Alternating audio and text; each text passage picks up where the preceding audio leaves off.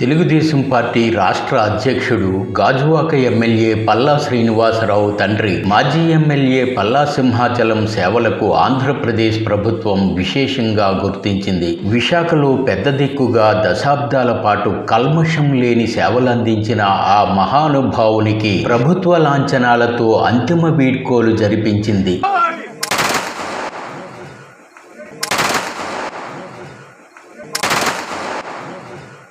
పల్లా సింహాచలం శనివారం తుది శ్వాస విడిచారు. గాజువాకలో ఆదివారం ఆయనకు అంతిమ వీడ్కోలు జరిగింది.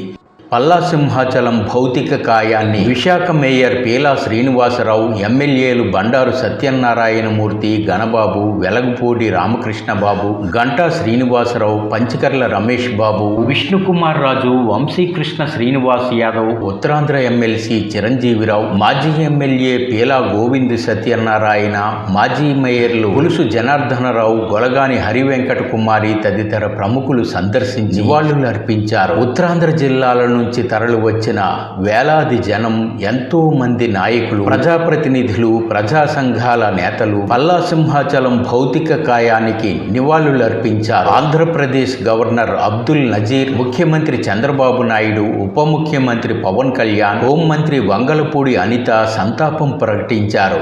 ప్రభుత్వ లాంఛనాలతో పల్లా సింహాచలం అంతిమ వీడ్కోలు జరిపించారు. గాజువాక హైస్కూల్ రోడ్ నుంచి శ్మశాన వాటిక వరకు పోలీసు బ్యాండ్తో పల్లా సింహాచలం అంతిమయాత్ర సాగింది.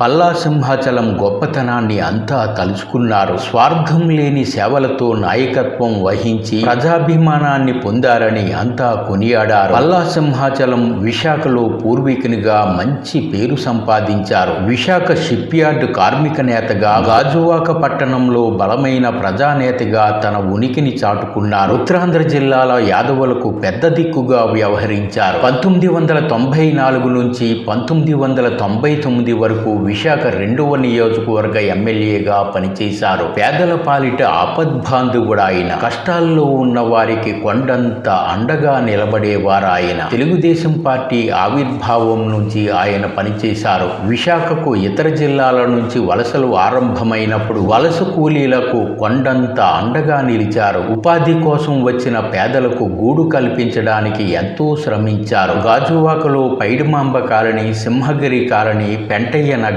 హైస్కూల్ రోడ్డు, కృష్ణానగర్, బొజ్జన్నకొండ ప్రాంతాల్లో నివాస స్థలాలు ఇప్పించి పెద్ద దిక్కుగా నిలిచారు. విశాఖ స్టీల్ ప్లాంట్ పరిరక్షణ కోసం పల్లా శ్రీనివాసరావు కుటుంబంతో సహా ఆమరణ దీక్షకు దిగినప్పుడు పల్లా సింహాచలం కూడా దీక్షలో కూర్చుని తన వంతు పాత్ర పోషించారు.